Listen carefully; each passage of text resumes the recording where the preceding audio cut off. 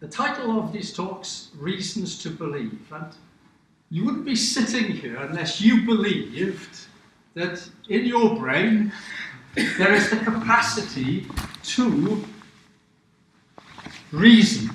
And if you believe that you have the ability, I'm not saying you believe you're Einstein, but that you've got the ability to weigh up evidence, that you've got the ability to think, to reason, to work things out, to consider the strength of evidence, then I want you to think about why it is that you have that ability.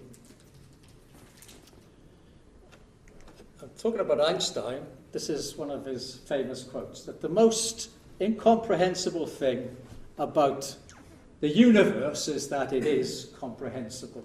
And what the physicists tell us is that the universe needn't have been comprehensible. From the point of view of science, it could have been a multitude of other ways. Why is it intelligible? Why is the universe working according to law?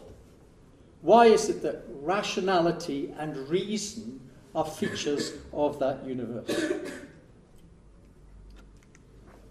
This is another popularizer of science, physicist.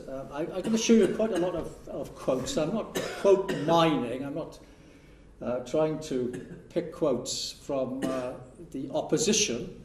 Not many anyway. But I want to give you enough quotes for you to realise it's not just us quirky people who organise these seminars who think this way, and there's plenty of resources there for you to look at the end to follow up some of these things. But Paul Davies is a popularizer of science, and he's a physicist, well-known, internationally renowned physicist. And what he says is this: the people take it for granted that the physical world is both ordered and intelligible. The underlying order in nature, the laws of physics, are simply accepted as given, as brute facts. Nobody asks where they came from. At least they do not do so in polite company. Now even the most atheistic scientist accepts as an act of faith that the universe is not absurd, that there is a rational basis to physical existence manifested as law-like order in nature, and that is at least partly comprehensible to us. So science can proceed only if the scientist adopts an essentially theological worldview. Because he says that tongue-in-cheek, he realises that the scientific community would find that, Paul Davies is not a Christian as far as I can tell. I think he may acknowledge there is a greater force, but he's not known as a religious man. He's known as a scientist and a popularizer of science. And what he's saying is that the scientific world takes it as read that we can reason logically. Otherwise, there'd be no point. There'd be no science. Science depends upon the agreed belief that we can reason things out. Where did that phenomena arise? What I'm going to show you later on, if you stick with me, is that the rationality upon which science depends itself depends upon there being a rational mind behind the universe. And without that rational mind, there's no reason to think that what we think is rational, or even could be rational. Just the chance product of atoms and the laws of physics and chemistry. So I want us to think about thinking. And we're not asking you to believe in a creator as blind faith. What we're suggesting that there are reasons to hold that belief. And one of those reasons is indicated here by Professor Paul Davies, the order and intelligibility of a world that runs according to laws. And the link with the Creator is sometimes overlooked. You see, modern science began with Bible believers seeking to understand the mind of God. The BBC and popular media, and so certainly the liberal secular culture of our Western civilization wants to give the impression that science has removed the need for God, has displaced God. But I suspect in school and college, people still talk about Newton's laws and Faraday's laws and Boyle's law. And those great scientists which set the science on its modern course were ardent believers in a creative fact. Their endeavour, the endeavour of the scientist, was to understand how God had set order in the world. And when we use our powers of reason, we may change our minds. As evidence accumulates, we hope that we are rational people, that we're not reacting emotionally or based on prejudice, that we are thinking through the new evidence. So I may hopefully show some things which are new to you, or at least new thoughts for you to take into consideration. I wanted to start off with a philosopher who did change his mind about the existence of God. He died not that long ago. His belief, I don't think you could say he was a Christian or any other particular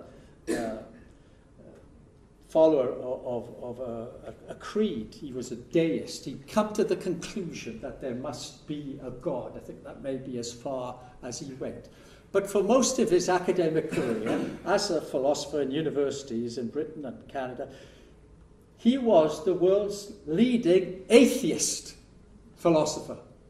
He was one of the humanists that helped frame the Humanist Charter, and he was well known in his field. And then later in life, and of course the unpleasant followers of evolution and there is no God school said, well, that's what happens when you get old.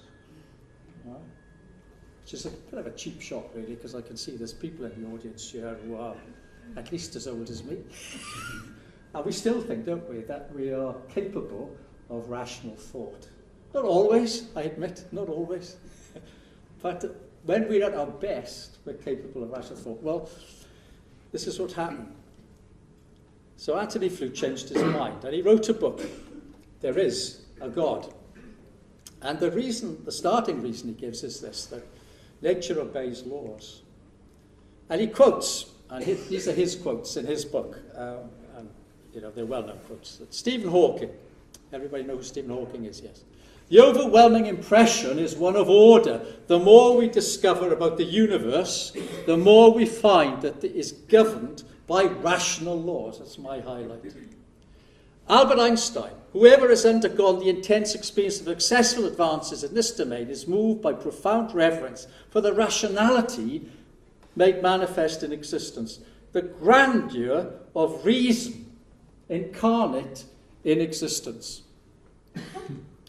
And another world-famous physicist, Paul Dirac, God is a mathematician of a very high order, and he used advanced mathematics in constructing the universe. Now, he's saying that tongue-in-cheek. What he's admitting to is that there is such extraordinary... Any mathematicians here? Any math students? Yeah. There are not many clever people in the audience. Oh, there's one or two. Keeping his head down. Okay. That the universe is capable of being described in mathematical terms and predictions being made. That's how you can land something on the moon or on a meteorite or something. This is an amazing thing. How come? So that has impressed people, the existence of rationality and reason and order and law. So that was the first thing. The second thing is this. This is some amazing slides you can plagiarize on the web. This is to illustrate space-time is expanding. So we're told, how would I know? Scientists tell us, don't they, that the universe is expanding. And they say, well, it is expanding, and therefore, if you went back in time, it must have had a beginning. So one of the great findings of modern science is that the universe had a beginning. What an incredible thought, isn't it? The universe had a beginning. There was an argument when I was still in school. They were still arguing about whether there was a steady state universe or whether there was a universe which had a beginning. Everybody agrees now that there was a beginning. And this is what our philosopher, former atheist philosopher says. If the universe had a beginning, it became entirely sensible, almost inevitable, to ask what produced the beginning. Modern cosmologists seem just as disturbed as atheists about the potential theological implications of their work. So, as a philosopher, he says, look, there's only three possibilities. This is what you've got to use your trillions of nerve connections to assess now, right? Either everything came from nothing, in other words, there was nothing before that beginning. There was a beginning, and before that there was nothing. Now we can't. I don't know how many billions of cells you'd need, but you can't really cope with that concept, can you? Everything comes from nothing. But some people want us to believe that. It's absolutely preposterous. And we are the ones who are accused of having blind faith. To say that everybody, everything, everywhere came from nothing, and nobody did it, is the most extraordinary thing to ask anybody to believe. Well, maybe there's always been something. Maybe before the beginning there was something else. But who knows what that could have been. Or there's a power that caused that universe to come into existence. So as a philosopher says, those are your choices, right? What do you believe? So ask yourself, what do you believe? Which one of those three do you think is the best guess? Everything from nothing, or the universe didn't really have a beginning because there was always something there, or there is a creator, there is something beyond our universe, there is a power outside our universe, there's something more majestic than that which we can see, which has caused this to come in. And none of those things is philosophically inadmissible. They're not illogical. These are the logical conclusions of the universe having a beginning. Now, if you just take this middle one, something has always been, you come to Stephen Hawking, rated to be one of the cleverest men in the world, and he wrote a book in 2010 called The Grand Design. And in it, he made a statement which has been debated quite a lot since. He says, because there is a law such as gravity, the universe can and will create itself from nothing. Spontaneous creation is the reason there is something rather than nothing. Why we exist. It is not necessary to invoke God to light the blue touch paper and set the universe going. Now, the flaw in his argument, how can such a clever man have a flaw in his argument? You know, who would dare point out and say, Stephen Hawking, you're wrong? Right? But what he says, because there is a law such as gravity, what he's saying is before there was a universe, there was something called the law of gravity, and because the law of gravity existed, the universe had to come into existence. So there's no point invoking God to say that's the cause of the universe. The law of gravity is the cause instead of God. But the point that seems to have passed him by is who created the law of gravity? Where did gravity come from? So there wasn't nothing before the universe. There was gravity. But the other flaw is this, that a law can't cause anything to happen. Now let me just, have you ever thought about this? Well, I didn't work all this up myself. John Lennox, professor of mathematics at Oxford University, the doyen of the theistic answers to the new atheists, wrote some excellent books, which if you really are serious about following up, I put these books up there because he's just a very clear way. He's a professor of maths in Oxford, and he's also trained in philosophy as well. And this is what he says, that physical laws on their own cannot create anything. They are merely a description of what normally happens under certain conditions. Gravity, if there was a law of gravity, you say, oh, well, no, gravity, the law, is a description of a phenomena. Nobody really understands what these phenomena are. So there are laws. What do we mean by that? There are regularities in the observations that we make, upon which we can make predictions. But what is a force? What is the force of gravity? Nobody understands. And it is Ludwig Wittgenstein, again, world famous philosopher of the 20th century, who says that the great delusion of modernity is that the laws of nature explain the universe for us. The laws of nature describe the universe. They describe the regularities. They explain nothing. So, nonsense is nonsense, says John Lennox, whoever says it. And that's a reminder that, sometimes, often, scientists make pronouncements which are metaphysical rather than scientific. And the media reports these as the scientists have said, or even worse, science has said. And what they are statements of belief of scientists. And that belief is called philosophical naturalism. Right? It's an assertion that the only things that exist are the things you can see and measure. The only things there are the material things of the universe. But that is based on what? Why would my belief that all there is what I can see and measure tell you that there's nothing else? Just no basis. It's an acceptance of a preference.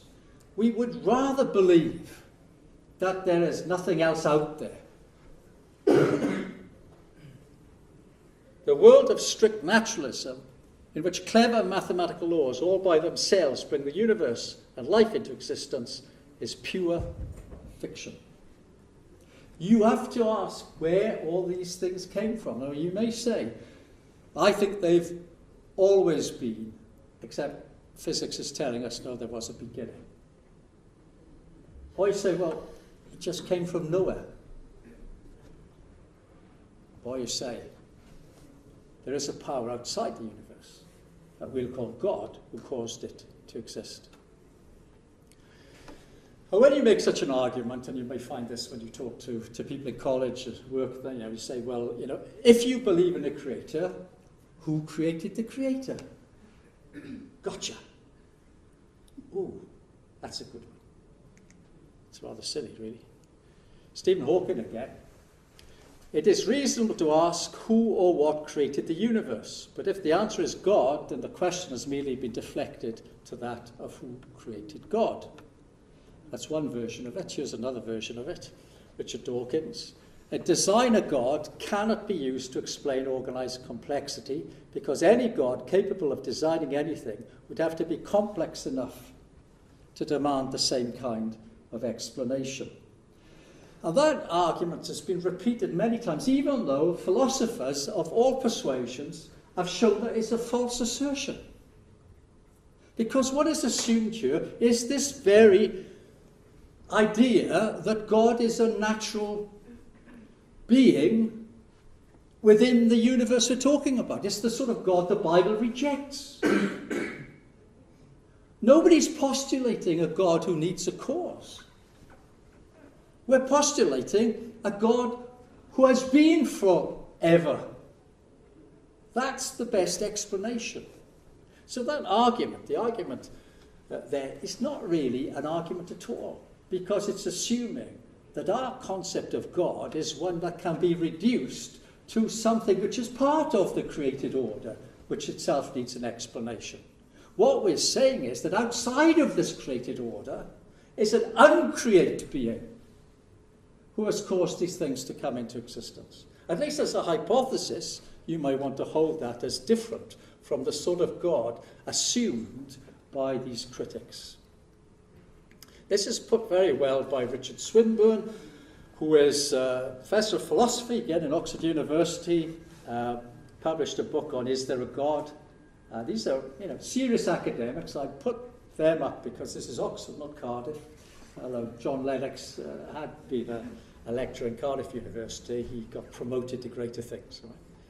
And so this is what Richard Swinburne says. Look, I'm not postulating a God of the gaps. What is the God of the gaps? God, sometimes we say, that flower is so beautiful, science can't explain it.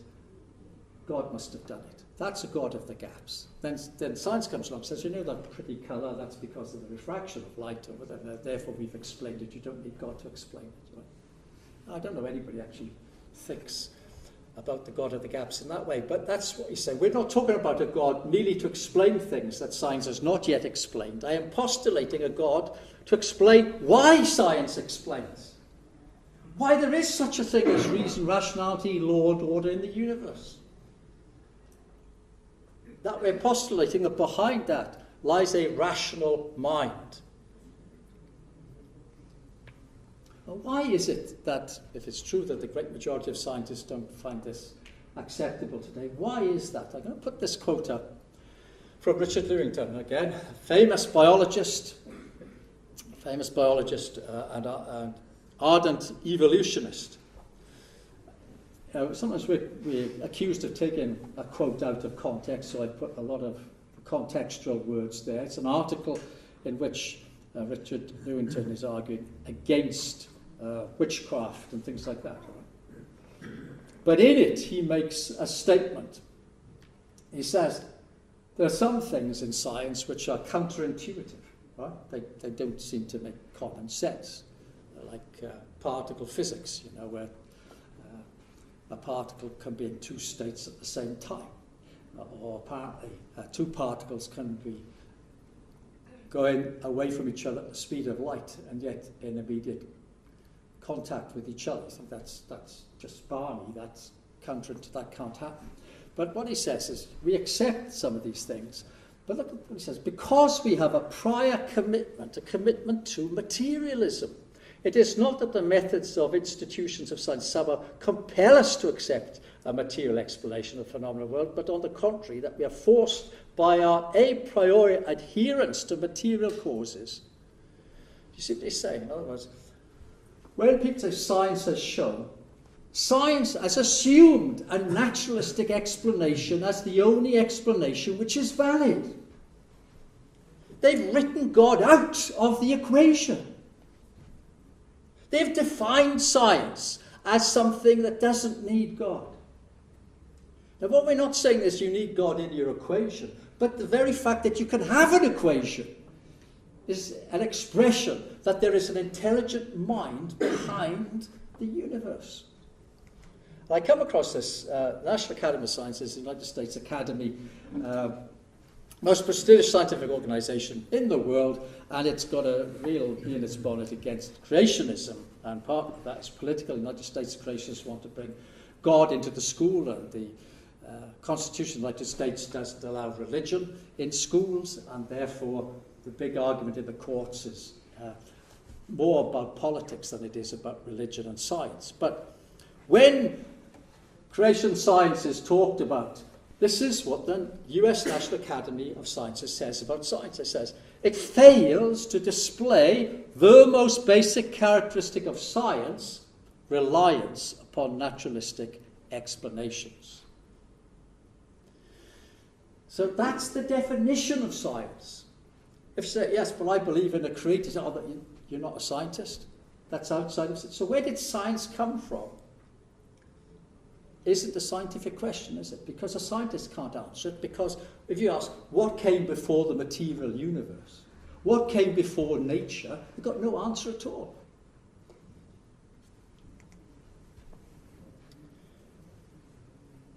You think, well, don't scientists think about this? Well, John Lennox points out, yes, there are lots of scientists, even in Oxford, who do accept the existence of God. I don't think that all scientists or only poor scientists accept the existence of God. That's just not true. They don't have much of a voice. They don't get on to the media very often, but he says there are.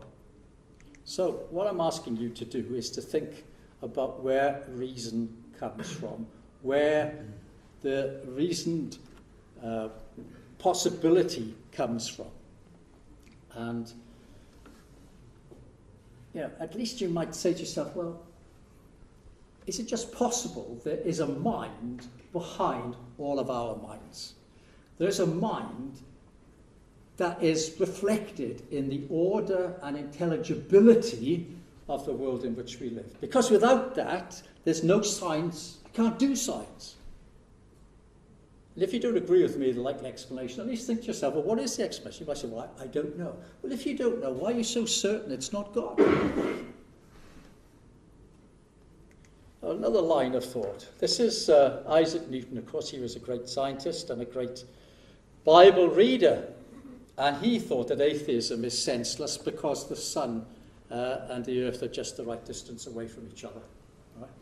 And that's the beginning of sort of the Goldilocks idea, which, if he only knew what modern science would do, he would, I'm sure, be amazed. That what's been found out is that the universe is fine-tuned for life to a degree which is amazing, right? And what they mean is not that just the sun and the earth are the right distance apart to sustain life, right? But that the very fundamental particles and forces of nature that hold atoms together, that make matter possible, that allow carbon to be formed, are exquisitely fine-tuned. I could show you a lot more about that, but exquisitely fine-tuned. And then the scientists who say that also tell us that it didn't have to be so. If everything started with a big explosion, it could have fallen out in many different ways. This is just the most amazingly improbable thing, that the universe we live in has come about like that. Stephen Hawking, our universe and its laws appear to have a design that is both tailor-made to support us, and if we are to exist, leaves little room for alteration. You say, well, isn't it more likely to agree there's a God? And he says, but that's not the answer of modern science. Now, the answer of modern science is mind-blowing. What they say is that this universe is highly, highly improbable. Right? Like, way, way out of winning the lottery. This is beyond comprehension, how improbable. Oh, therefore, there must be trillions and billions and zillions of other universes. And if you have enough universes, then even the most improbable sort of universe will exist somewhere. Pardon?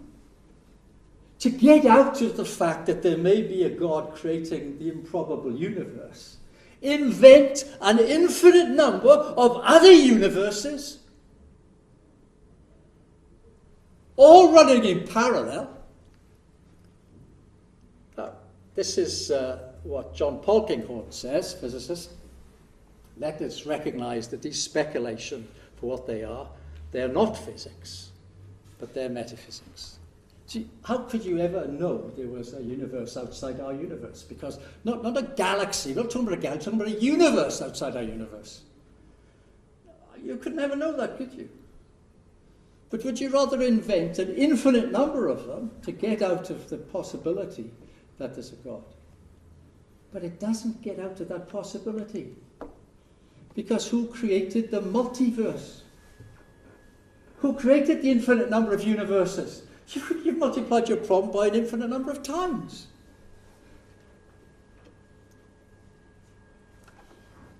So, science takes us through mental hoops which don't bear consideration. The next point that Anthony Flew draws attention to is the origin of life. The origin of life is beyond the explanation of scientists. And I came across recently this Professor James Tour, and he works in Rice University in America. We're interested in him partly because our Ben is doing something similar, looking at chemistry of molecules in biological systems and how they operate and how they form. And James Tour is one of the top 10 chemists in the world. He has won enormous number of plaudits because of his ability to make these micro machines. And he's recently, and this is a brave thing for any scientist to do, he's written an open letter to his colleagues. So he's talked to the structural chemists throughout the world in a public journal and said, own up, we haven't got a clue how life began. Well, that's what he says. You can see him on YouTube. He's a good speaker, well worth it. Basically, he says the probability of life, living organisms, which are made up of chemicals which are self-replicating, right? He says, look, I make chemicals. And you can't make these chemicals, because they're very particular chemicals, by putting everything in a bottle and heating it up. You just can't do it. He says life should not exist. And then he says in this open letter, life should not exist anywhere in our universe. Life should not exist on the surface of the earth. Yet we are led to believe that 3.8 billion years ago, the requisite compounds could be found in some cave or undersea vent, and somehow or other they assembled themselves into the first cell. He says, that is total nonsense. He says, if you know how to make molecules, you know that just is not possible. He says, we synthetic chemists should state the obvious. The appearance of life on Earth is a mystery. We are nowhere near solving this problem. The proposals offered thus far to explain life's origin make no scientific sense. So science cannot say where the universe came from, right? Would rather invent all these other universes. But science can't explain how life came to be on Earth, even if you say it came from another planet, somewhere in the universe. Well, where did that life come from? He says you can't make chemicals that you need for life in the sort of environments that exist or might have existed. So it's not, it's not, that's creationist talking here. This is one of the top chemists in the world speaking.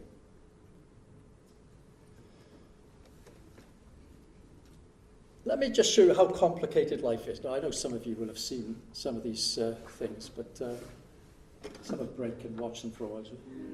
For the longest time, I believed that Darwinian evolution explains what we saw in biology. Not because I saw how it could actually explain it, but because I was told that it did explain it. In schools, I was taught Darwinian biology. In the 19th century, when Darwin was alive, scientists thought that the basis of life, the cell, was some simple glob of protoplasm, like a little piece of jello or something that was not hard to explain at all. This perception didn't really change too much until the early 1950s, but in the last half century, our knowledge of the cell has just exploded.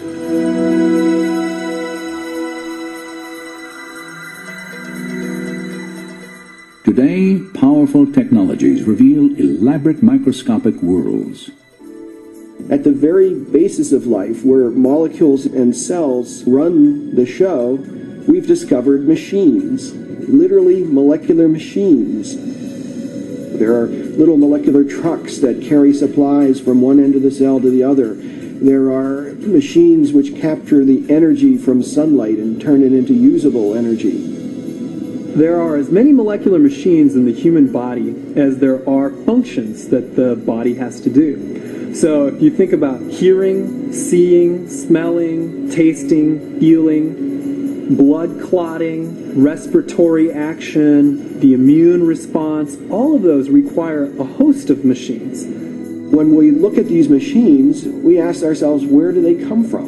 And the standard answer, Darwinian evolution, is very inadequate in my view. Many of Behe's doubts were tied to a remarkable biological motor. I remember the first time I looked in a biochemistry textbook and I saw a drawing of something called the bacterial flagellum with all of its parts and all of its glory. It had a propeller and a hook region and the drive shaft and the motor and so on. I looked at that and I said, that's an outboard motor. That's designed. That's no chance assemblage of parts. Behe's reaction was not surprising, for the molecular motors that drive bacteria through liquid each depend upon a system of intricately arranged mechanical parts.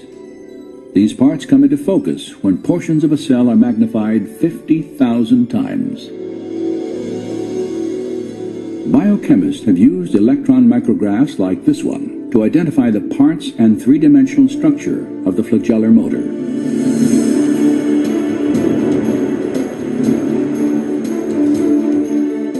In the process, they have revealed a marvel of engineering on a miniaturized scale. Howard Berg at Harvard has labeled it the most efficient machine in the universe. These machines, some of them are running at 100,000 RPMs and are hardwired into a signal transduction or sensory mechanism so that it's getting feedback from the environment. And even though they're spinning that fast, they can stop on a dime. It only takes a... I'm sure you've seen that motor, so I won't leave it up for too long, and there's videos you can get of it. But never mind when Darwin was writing. When I was a medical student in Cambridge in the 1960s, we looked down electron microscopes to look at the cells, and they were still blobs of jelly.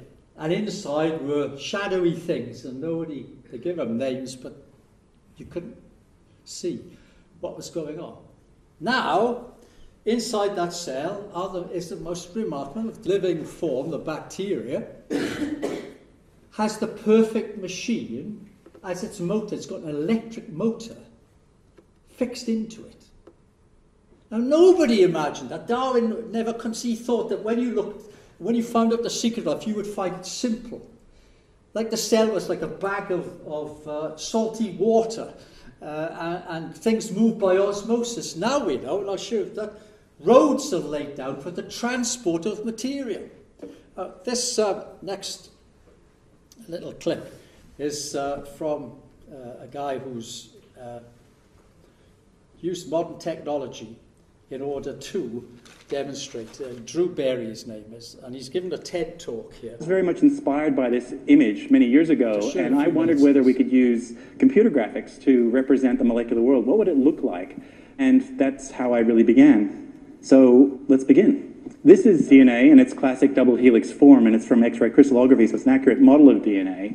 If we unwind the double helix and unzip the two strands, you see these things that look like teeth. Those are the letters of genetic code, the 25,000 genes you've got written in your DNA. This is what they typically talk about, the genetic code. This is what they're talking about. But I want to talk about a different aspect of DNA science, and that is the physical nature of DNA. And it's these two strands that run in opposite directions for reasons I can't go into right now, but they physically run in opposite directions, which creates a number of complications for your living cells, as you're about to see, most particularly when DNA is being copied. And so what I'm about to show you is an accurate representation of the actual DNA replication machine that's occurring right now inside your body, at least 2002 biology. So DNA is entering the production line from the left-hand side, and it hits this collection, this miniature biochemical machines that are pulling apart the DNA strand and making an exact copy. So DNA comes in and hits this blue donut-shaped structure, and it's ripped apart into its two strands. One strand can be copied directly, and it can be seen spooling off down to the bottom there. But things aren't so simple for the other strand because it must be copied backwards. So it's thrown out repeatedly in these loops and copied one section at a time, creating two new DNA molecules. Now, you have billions of this machine right now whirring the right way inside you, copying your DNA with exquisite fidelity. It's an accurate representation. You have billions of copies of those machines copying your DNA with exquisite fidelity. That's an amazing thing. Right? The information for life in every cell is copied and copied and copied without mistake. There's even correction mechanisms. There are even machines that check the accuracy and pull out the errors and repair them with the right codes. That's amazing. That came about by chance. I mean, I'm not talking about a few Lego bricks sticking together if you shake it back. We're talking about machines being created out of bits which don't even exist in the right place at the right time. And all of that being controlled by something. Now, this is just, I like this one, so I'm going to show it. This is one of the machines, this middle one called Kinesin. Let me just give you a few minutes of Kinesin.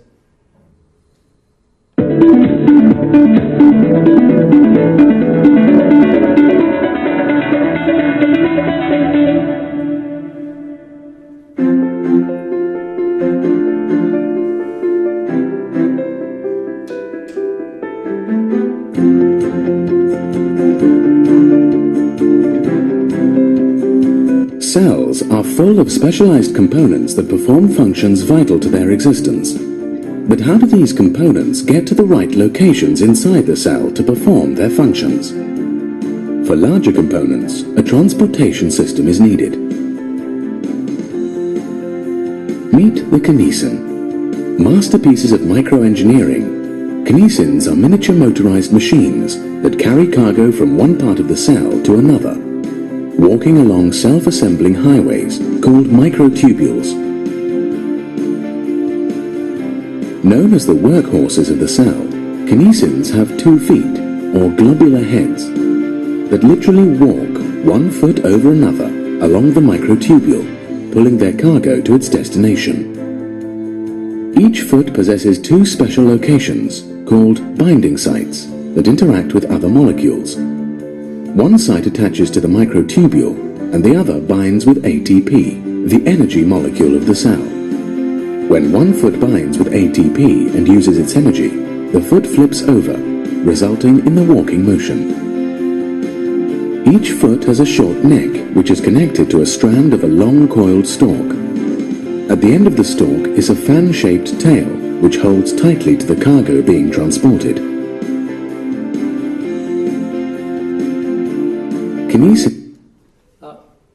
I mean, it's just mind-boggling. I mean, that's a simplified version of a little bit of a cell.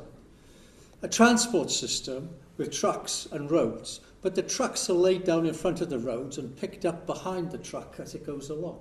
Who's controlling that? Imagine, you've got to make the machine that does the carrying, but you also have to make the machine that makes the machine that does the carrying. And all of that is encoded in like a software program in the cell. And it has to be coordinated. It has to be managed. Something in the cell has to say this is needed at this time in that place. You think, oh yeah, that comes about by chance.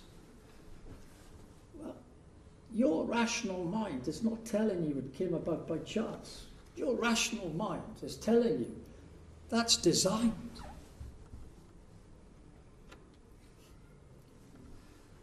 What's the chances of getting anything like that? Like just show the improbability, right?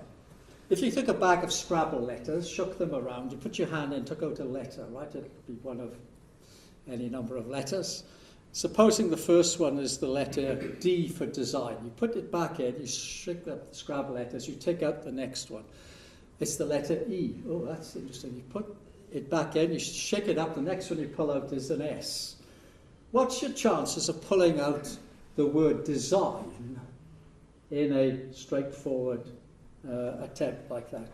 Well, one mathematician has worked it out. It's 309 million goes of that experiment before you get a chance of getting that one word design. Now, the letters of the genetic code are millions and millions and millions of letters long. It's all bundled up like a ball of wool that the cat's got hold of, and yet the cell has to open that ball up, reveal the bit of information required at that given time, have machinery that can translate it, take it to a factory to make the component, transport the component to the other part, send that other part somewhere else in the body. All that happens by chance. It defies the rational part of our mind. And, you know, that's at the micro level. What about the grand level? Imagine the chances of a spider weaving a web for the first time. You know, what's the early stages of weaving a web? I tell you what it is, the spider sticks to the web and can't get off. right? Because not only do you have to have a web, you have to have a web the spider doesn't stick to. You can't, if you don't have both of those things together, you don't have a spider's web that's of any function. It's called irreducible complexity. The example I look, because I see them in the wild, are leafcutter ants. These leafcutter ants, they go out, there's no leader, they got no boss, they got no king, they all go off, they cut down the leaves of a tree, they bring them back to the nest to eat. No, they don't. They bring them back to munch them up, to provide compost. On the compost, they grow mushrooms. They eat the mushrooms. That mushroom only grows on the compost of those ants. Because of that, when the queen ant goes off to start a new colony, she takes a mouthful of the mushroom with her to seed the compost in the next nest. Tell me how that arises by chance, mutation, and natural selection. And the answer is, it's luck. You end up saying that we're incredibly lucky to live in a world which is just right for life, and we're incredibly lucky to have evolved like this. Well, we had to be lucky because here we are, and there's no other explanation. That's what people will do to get out of accepting the possibility that there is a creator. So now Darwin had his own test of evolution. In The Origin of Species, he said if it could be demonstrated that any complex organ existed which could not possibly have been formed by numerous successive slight modifications, my theory would break down. His whole thesis was based upon the fact that all this complexity, because he didn't know what it was, could come about by small step changes. When it's a cybernetic system, it requires feedback loops. You can't have small changes with disastrous consequences. And when he wrote to Asa Gray in 1860, this is what he says. It's curious, I remember well the time when the thought of the eye made me cold all over. Why did it make him cold all over? Because he couldn't imagine how you could get an eye by small successive changes. But he says, I've got over that now. Now, small trifling particulars make me feel very uncomfortable. How did a peacock's feather evolve? There's a book there, Don might mention it at the end here. Professor Burgess from, you've got it here, is it? Okay, great, thanks a lot. Stuart Burgess is a professor of design engineering at Bristol University, and he's written a book on the design and origin of man, and he's got other books as well, and it is, he writes up the book on the peacock's feather, and it's an amazing complexity. Right? You can't imagine how chance could. So he said, well, yes, but surely all biologists must know that, and they still believe it. So, you know, Palmer, you're out on your own. You're a nut. You know, the great establishment of science accepts Darwinism. Well, they're having real problems. A year ago, a much publicised meeting was going to be held in the Royal Society, and it was going to look at new trends in evolution. Now, the creationists sneaked in, and it was... the Royal Society knew that the creationists would be around. They was very careful what they didn't say about admitting to the deficiencies of evolution. So I have to rely upon... I have listened to the first talk by this guy. I'm not sure I understood it very well at all, but this is an account on what he said, right? They talked about the yet unsolved problems of evolution. Right? Now, what are those unsolved problems? Phenotypic complexity. What do they mean? The origin of eyes, etc. Unsolved. Unsolved problem. Phenotypic novelty. The emergence of different kinds of animals. Unsolved problem. Non-gradual forms of transition. Why there are gaps in the fossil record.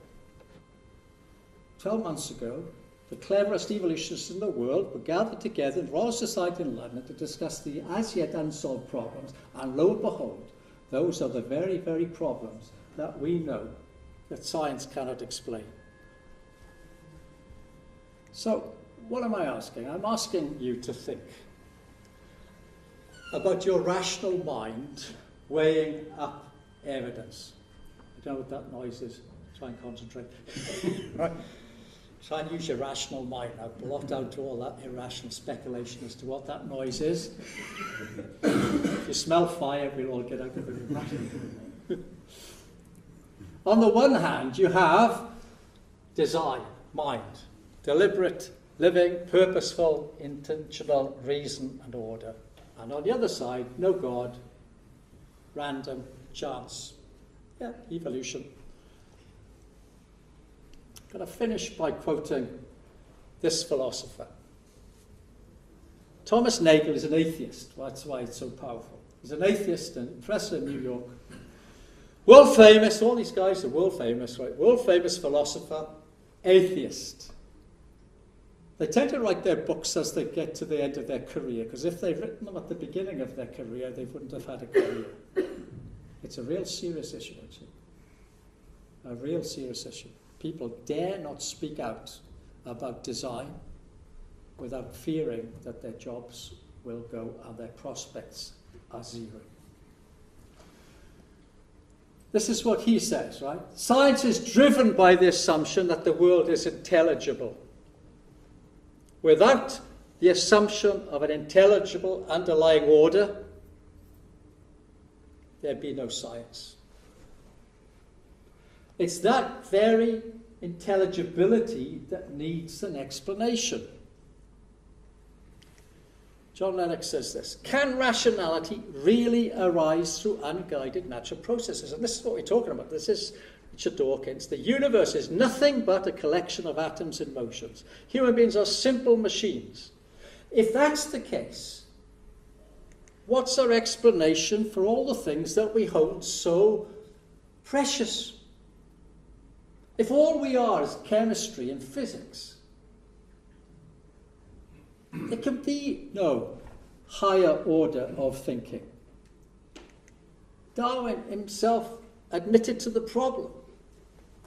He says, with me the horrid doubt always arises whether the convictions of a man's mind, which has been developed from the mind of lower animals, are of any value or at all trustworthy. You know, what he's saying is, if all we are is the product of an evolutionary process, that some primitive ape had a chance mutation which made you a little bit cleverer, and then that next generation was a little bit cleverer, and eventually you get to humans, all you can say is those little bits of cleverness had value in survival. You can't say they have value for seeking truth. You can't say they have value in being rational. You can't say they have value for anything that goes above natural phenomena. All you can say is they had some survival value. How could you trust a brain produced like that? How could you say that that brain is telling me what is true?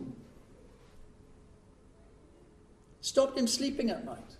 Why should I think that my own thoughts are meaningful? And so Thomas Nagel goes on to say, seems to me it is usually through the current orthodoxy about the cosmic order is the product of assumptions that people make. And he says, I would like to defend the untutored reaction of incredulity to the reductionist neo-Darwinian account of the origin and evolution of life. It is prima facie highly implausible that life as we know it could have happened. He wants to say, look, the man in the street, the woman in the street, looks at this and says, you telling me all that came about by chance? Don't be silly. He says, I'd like to defend that. He says, you tell me where life came from. You tell me where different animal forms came from. You're telling me they came about by small variations and chance selection. And then he goes on to say, I realise that such doubts will strike many people as outrageous, but that is because almost everyone in our secular culture has been browbeaten into regarding the reductive research programme as sacrosanct, on the ground that anything else would not be science. That's a brave philosopher. Of course he's been attacked. You can read the attacks on him. Because there's a vested interest in that system to defend itself. They've been freed from the constraints of there being a God, and they don't want to go back to it, even though the evidence is accumulating of such complexity and order as to demand an intelligent mind behind the universe.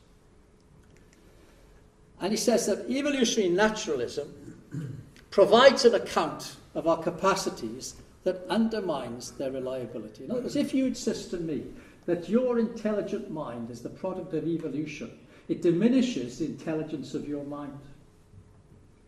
Because you can't insist that you can come to any rational conclusion because you're just an evolved species. The basis of rationality doesn't lie within that struggle for existence. It just means selective advantage to survive. If you as a scientist are adamant that you have rationality as your reason for being a scientist, then you've got to think of a better explanation. C.S. Lewis said a long time ago now, if all that exists in nature, the great mindless interlocking event, if our own deepest convictions are merely the byproduct of an irrational process,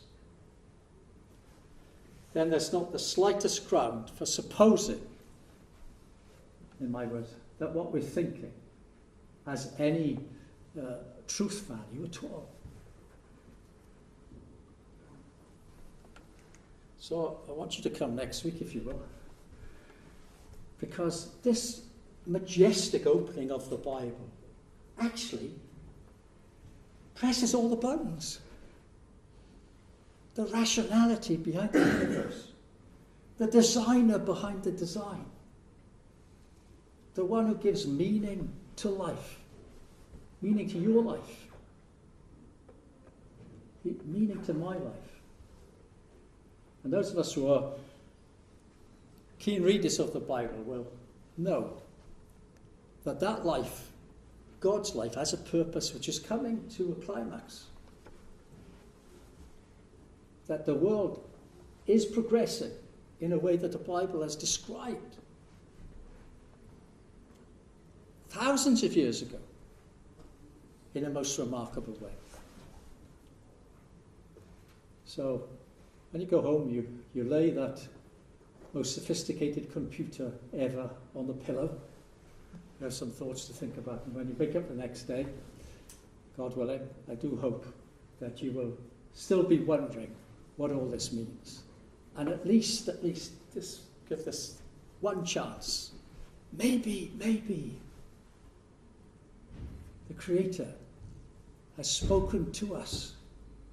And just maybe that's what the Bible is.